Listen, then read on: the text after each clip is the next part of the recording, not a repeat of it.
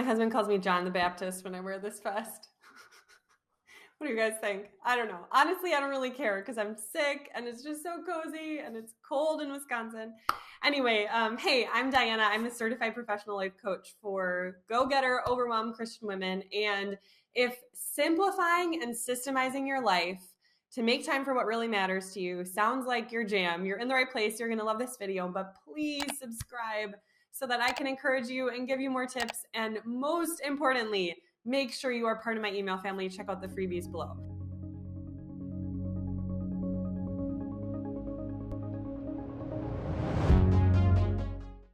Okay, so I want to start today by I want to give you permission to feel the weightiness of everything that you're carrying right now in your life. And I want to give you permission to not feel guilty about that if it feels heavy to you, even if you feel like it shouldn't feel heavy and you should be totally positive about your life. And I don't want to encourage you to view yourself as a victim or throw yourself a pity party.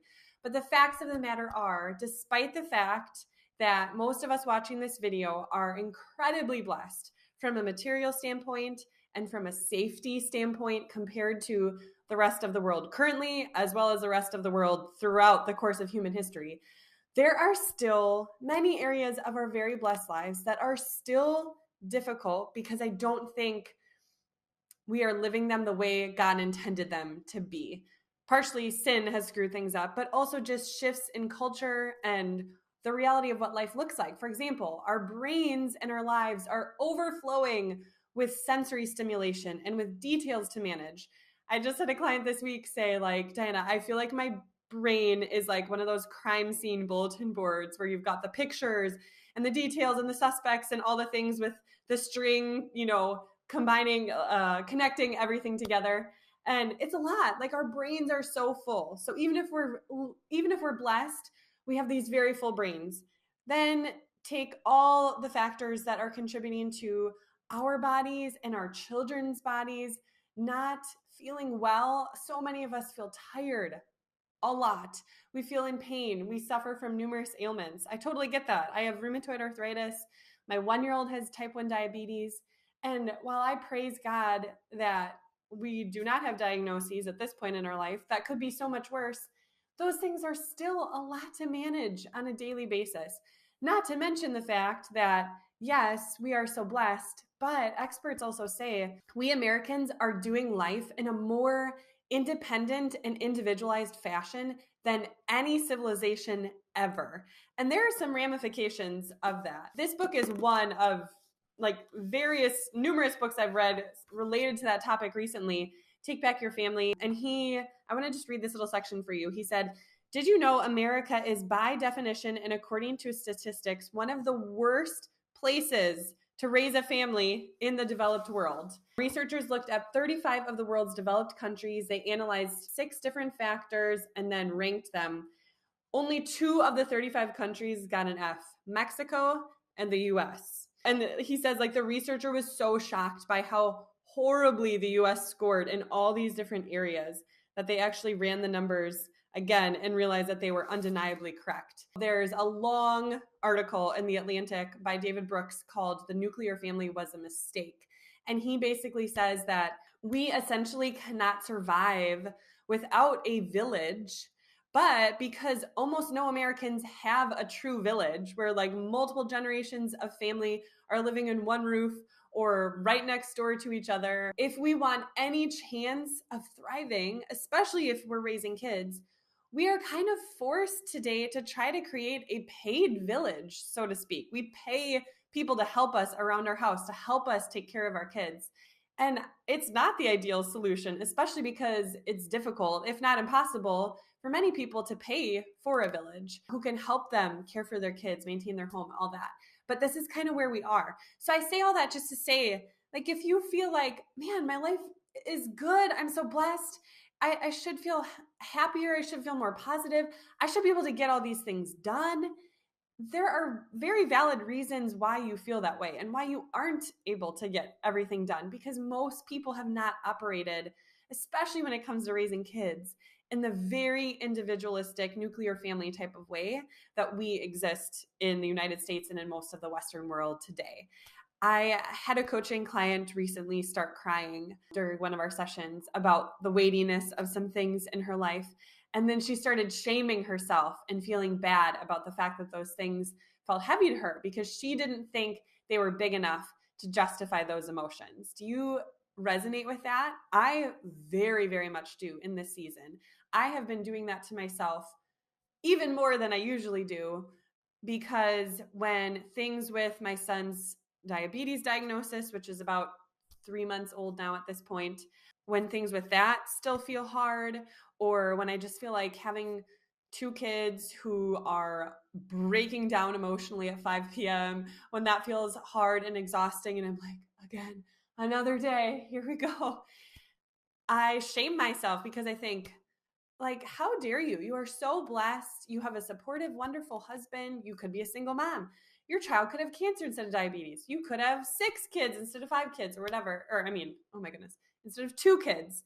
And I shame myself, and I don't allow myself to feel like this is hard. I just tell myself, like, you need to figure it out. You need to try harder. You need to figure out better systems. And I want to tell you that just because someone else has it worse than you, because there's always someone who has it worse than you, does not mean you are not allowed to feel weary about your own circumstances. Let me say that again. Just because someone else has it worse than you does not mean you are not allowed to feel weary about your own circumstances. And when you allow yourself to be human and acknowledge what feels heavy and what feels beyond your limited capacity, you give yourself permission to rest and to even reach out for help. So let's talk today about getting some help. There's a lot of ways you can do that, but today I want to talk about specifically a household assistant, what that means, what that's looked like for us. And I want to give you some tips and encouragement because trust me, I know the idea of hiring help has all sorts of mental hurdles, logistical hurdles for many of us. We started hiring help before we even had kids. So several years ago, we hired a cleaning woman who had her own business. And then at some point, we also, in addition to her, hired a household assistant, a grad student who was doing some errands and food prep and things like that. Then at some point, we realized that we could consolidate those roles and that the grad student, even if she wasn't a professional cleaner, was totally capable of doing some basic cleaning stuff.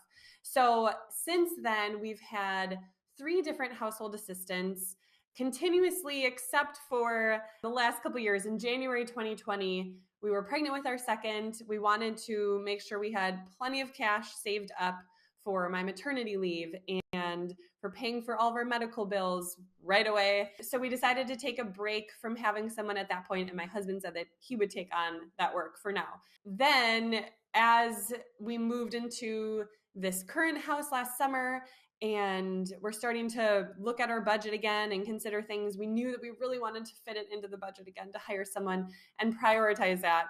And then our son getting diagnosed with diabetes in November was kind of like the final straw that broke the camel's back. Like, okay, we're definitely getting help. So right now we're in the process of hiring someone new. And if you're interested or you know someone who might be, please apply if you live in the Milwaukee area. In the meantime, I reached out to one of our former household assistants, Claire, who is now married and has a grown-up job, I guess you could say, to see if she would want a little bit of extra cash and come a few hours a week to just kind of bridge the gap for a couple months until we can hire someone. So that's where we're at. Where have we found these people? That's a great question, right? Because I think the easiest solution to get help around your house is probably to call a service like Mary Maids or something and just have them send someone. That's going to be the simplest and the quickest. For us, we have wanted to hire someone like an individual person and call them a household assistant because we want to have them be able to do all different sorts of things like errands and a little bit of cooking and just some extra random things from time to time. So that's a little bit more work upfront, to be honest. But where we have found these people and where we will, how we will promote this position currently is by signing up for a 1 or 2 month subscription to care.com and posting it on there, by posting just on my personal Facebook, sharing around with people that we know, asking former household assistants of ours, hey, you know what this job is like. Do you know anyone currently who would like this job? So far, it's always been grad students or college students for us, but we've also had people apply who are moms and just want some side cash, or, people in all different stages of life. So care.com, referrals, Facebook, and then I also in the past have reached out to the college that I attended, which is very, very close to us, and asked contacts there like, hey, can you share this around? And do you know of any great students who might be a good fit for this? What do we have this person do? So I've already mentioned some of the things, and I will link below to our job description for this person so you can see a very thorough list. But here is the list here. This is Claire's list that we've used for a couple of weeks now.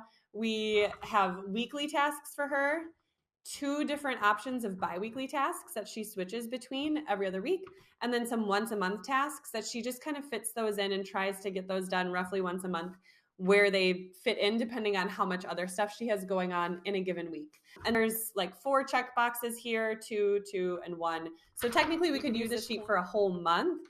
It does get a little messy by the end, but that's okay. And eventually, once I feel like I've got these tasks really drilled down again, because it's been a couple years, so we're kind of like tweaking and figuring things out and remembering things like, oh yeah, we got to add that to the list. Eventually, maybe I will laminate this or like put it in a plastic sleeve so that we could just use a dry erase marker and not have to keep printing it. But again, I'll share the link to the job description below.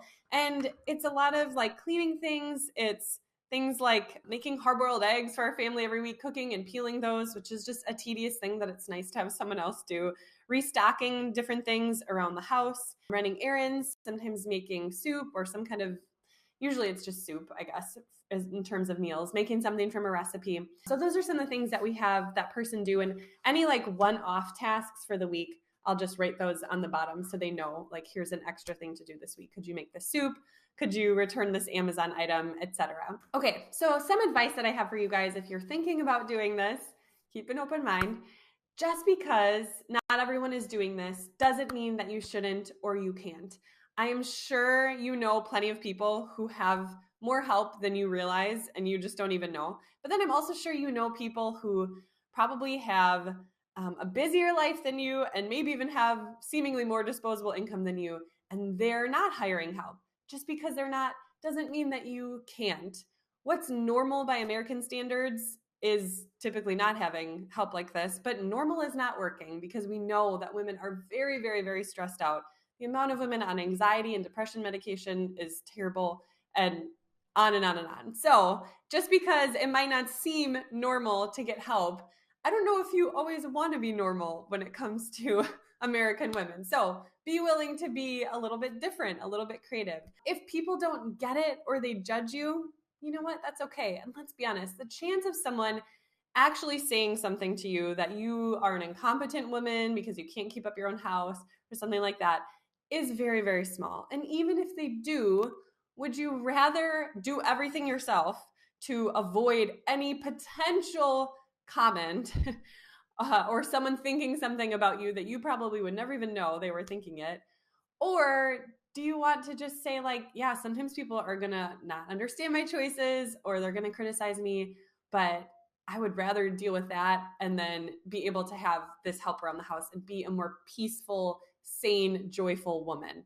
I actually was very, very heavily criticized about this on the internet a few years ago, when we were hiring a household assistant back at that point, and was shocked at the sad and very hurtful, just very unkind things that people were saying about me because I would hire someone like this. And it was one person in particular who did the most of the criticism. And I have no hard feelings for her. I found out later that she was going through a hard time in her life.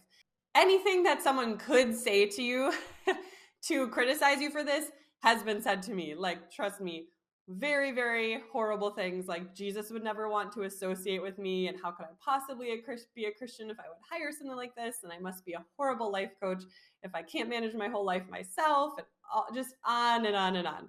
So I get it. And you know what? It's still worth it to me. So just remember, as an adult, you always have a choice. You can choose to not do something out of fear of what other people might think or might say. And that is totally your choice if you want to do that. You can also choose to say, I am going to make this choice, even though people might not get it. I have freedom in Christ to make this. I'm not sinning. And so I can do this in a humble, in a humble and kind and generous way. And if people don't get it, then ultimately that's their problem, not my problem. And the next thing is you aren't forcing someone to work. So it feels like awkward sometimes to pay people to do things that you might not want to do yourself. But remember, you are not forcing this person to work with you and for you. They took the job willingly. All 4 women who have cleaned our home or helped us with our household tasks have told me multiple times how much they loved working for us, how much they enjoyed cleaning, how satisfying it was. All of the, college students and grad students were like, oh, it's so nice to take a break from having to use my brain so much and be sitting on a computer typing and be able to like make your home clean or cook for you or, I love washing dishes, as weird as that sounds, but I really like doing it. So thank you for paying me to wash your dishes. I'm like, great. It's kind of like how my parents are both CPAs and I don't understand how anyone would like willingly want to do people's taxes for them, but they do. That's the body of Christ. It's a beautiful thing. So praise the Lord. And you know what? I am insanely grateful too for how God has allowed us to be in those women's lives, to build relationships with them, to be there for them, even though their job is kind of more so to be there for us. And one woman, Claire, who hadn't worked for us for years, actually invited us to her wedding last year. Like that's how important and special these people are to us. Next tip I want to give you is that outsourcing almost always takes a little bit more time up front than it would to just do the stuff yourself, but it buys you time long term. So if you want to do something like this, I know you probably already feel like you're maxed out and like you don't have time to hire someone. Like, Diana, it would be faster for me to just do this list myself than to try to hire someone to do the list. And I get that. It stinks a little bit up front, but you have to suck it up and try to make the time because I can almost guarantee you it will be worth it. The next tip I have for you is that what works for someone else might not work for you and vice versa. So make sure that whoever you're hiring and the work that they're able to do is going to fit your own needs, your family's needs. Think about the end result that you're after. Why do you want to hire someone? Is it to free up time? Is it to just feel like your home is cleaner? Is it so you don't have to run as many errands with your kids in winter? I don't know. Think about what that is and make sure you're making that happen. We had not been cleaning our house very well at all in those couple years that we took a break. So to hire someone to come in does save us some time for sure, because we were obviously still doing some of the stuff. But to be honest, some of the things on this list we weren't really doing, or we weren't doing it this often. So that's not really time saved in that sense. However, there's some time savings, and then there's also the fact that our home feels cleaner, which feels very, very nice to us and makes a big difference. So just make sure that you know, what am I trying to achieve? And then think creatively and resourcefully about how to make that happen. You might have a friend who has a great cleaning lady, but she won't do laundry and she won't cook. And those are 2 things that you really, really would love help with. So that person is probably not a great person to hire. Also, think too, like, are you looking for a friend when you hire someone? Or are you really looking for someone to save you time, to be efficient, come in and out? You can be cordial with them, but you're not going to chat with them for an hour. If that's the case, if someone is really, really, really chatty in an interview and it's really, really hard to kind of like end the interview and, they're not really picking up on cues that like you have other things you need to do, that might be a wonderful person, but they might not be a great fit to work in your home unless you're looking for a friend that you want to stand around and talk to.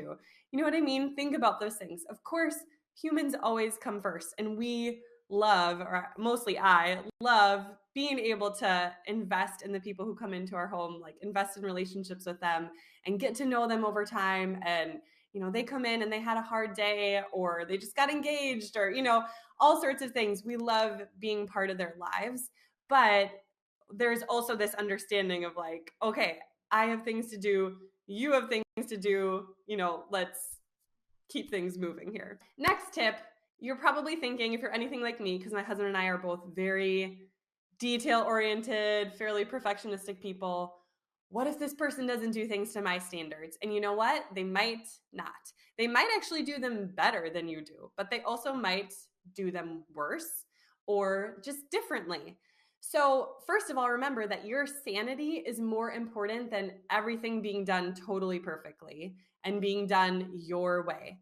And number two, don't expect them to be mind readers about your expectations. So, if they are doing something and it's not quite to your standards, or they're folding towels in a different way than you like the towels folded, just show them in a really gracious way. And you can just take the responsibility, like, you know what, I never showed you how to do this. I'm so sorry. I should have trained you on this. Let me show you how we do this. And do you mind? I'm just such a picky person. I hope you don't mind. Like, I know you probably think I'm crazy, but just that kind of a thing.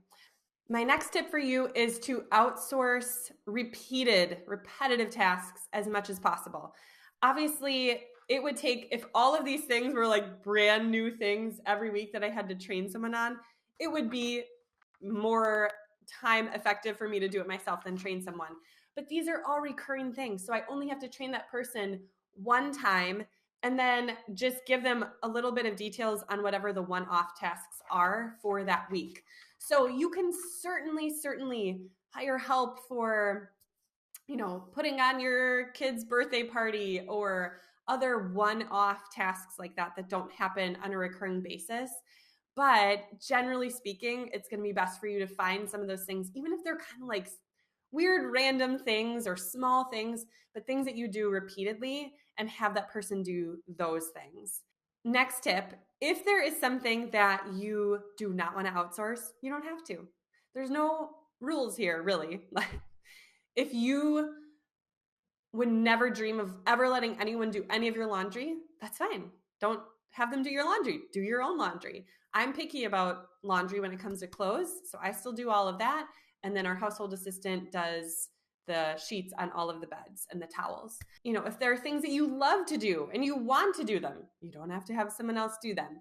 There's plenty of things in your life, I can guarantee you, that you can, allow someone else to do and that they can do well, even if there are a number of things that you are super picky about or just want to do yourself for some reason. Okay, and my final tip is there might be other obstacles. I'm sure there are other things you could think of, like, yes, but what about this? What about this? What about this? And you know what?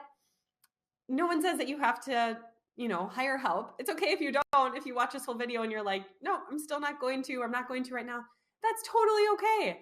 But if this does matter to you, if this is really important to you, you and God can probably overcome the obstacles in your way if you can get creative and resourceful. If your husband isn't on board about this, doesn't want to pay for help, you know what? Mine wasn't on board with it either, and I helped change his mind. And at this point, he loves that we hire someone. He loves the help. He loves it. It's less stuff for him to do, and I'm more peaceful and less stressed because I don't have to do things. He loves that our house is clean.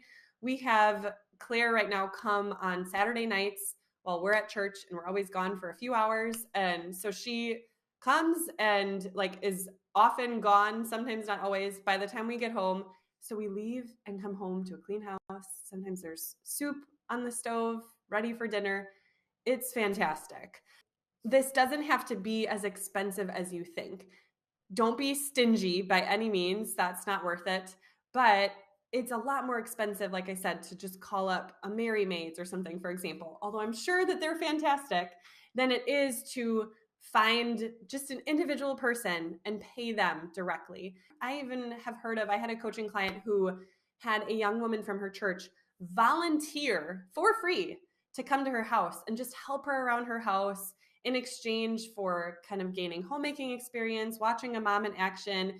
She thought that this woman was a strong Christian. She wanted to be discipled by her. That's amazing. You hear people talk about mothers helpers too, like having a neighbor kid who's maybe not old enough to babysit themselves come over and kind of help with different things. I've never tried that personally. I like the idea of having the household assistant who comes in, who is not responsible for my kids in any way, so that they can just be focused, because it is amazing how much they can get done when they are not getting interrupted and distracted by small children, as well as being in their own house, right? Because we all we're putting one thing away and then we get distracted and we start doing something else. So there are so many options. There are so many ways to get help for less of an investment than you might be thinking it is. We have our household assistant come weekly, but even if you just start with every other week, or even if you just start with once a month, and if you're not sure if it's going to work, anytime I hire someone, whether it's for my business or in my personal life, I always set a trial period. I always say something like, let's give this a shot. I'm just testing this out. I want to see if this might work for us. Would you be willing to give this a shot for 90 days or something like that? And at that point, let's you and I chat and let's kind of reevaluate. I want to make sure this is a good fit for both of us. And, we'll kind of see how we're feeling at that point. And if we want to continue, we can. So you can always kind of set things up like that if you're nervous about it, or if you want to just start with like once a month and see if you like it and see if you can squeeze it into the budget and then maybe increase it over time. If you're like us, you might have to sacrifice some other things a little bit. We don't go on vacation much. We don't go to eat much, and numerous other things, because we prioritize this and we prioritize other things in our budget that maybe don't matter to other people as much. But that's worth it to us. So my final tip of encouragement for you, the final thing I want to say is that this is not as much about what you are saying no to and what you feel like you may be failing at, as it is about what you are saying yes to. Remember, we've heard it over and over, but I want to remind you, every single time you say yes to anything, anytime you do anything, you are at the same time, whether you realize it or not, saying no to an infinite number of other options, of other things you could be doing at that time. Now, you can clean your bathroom and you can do laundry and you can do meal prep and all sorts of, you can do those things to the glory of God. 1,000%.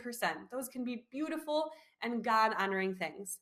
However, if you feel like in your life, in your family, whatever, if you feel like there are things that matter even more to you than cleaning, that are not getting stewarded as faithfully as you'd like them to be, then you might want to consider the trade-offs that you're making there. I mentioned to you before how, someone was really critical online. I had put up the blog post of the job description a few years ago, and then I had posted it on my personal Facebook page. And it was actually like a Facebook friend of mine, a real life acquaintance that I knew in real life, who got really upset about it. Anyway, like a friend or two of mine texted me and was like, your Facebook is blowing up and it's bad. You need to go check things out. And at the time that I got that text, my husband Kyle had been sitting at our kitchen table writing a letter to our child that we sponsor through Compassion. I don't want to make us sound like we're like super saintly, holy people, because we're not. But that's what he was doing. And I just had to think like, okay, I'm getting criticized on the internet for not doing everything myself. But if we were trying to do everything ourselves, who knows if he would have had time to write that letter? Maybe he would have, but maybe he wouldn't. There's only so much time. You can only get so efficient and cram in so many things. At some point, you just have to do less, whether it doesn't get done at all or you have someone else help you to do it.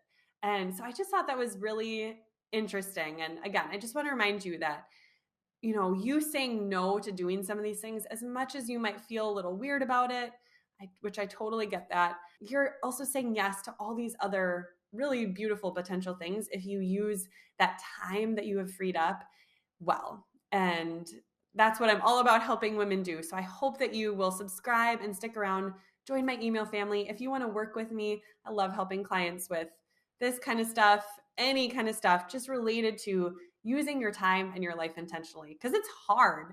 It's hard to do. It feels countercultural. Like we talked about here, there's so many obstacles. So I will put a link below if you want to work with me, or you can go to dianakerr.com/coaching. But again, please subscribe and check out the freebie options that I have for you below. And please comment and tell us, do you have help in any kind of fashion? Do you do grocery delivery? Do you have one of those services that I've heard about that will pick up your laundry from your front step and do your laundry? Do you have someone who does snow removal? What are the ways that you get help? Comment and share so that we can give each other ideas and give each other permission to. And I pray that whatever we do, whatever we don't do, whoever we hire or don't hire, that it would all be to the glory of God and just be an act of worship for our good God. I'll talk to you soon. Bye.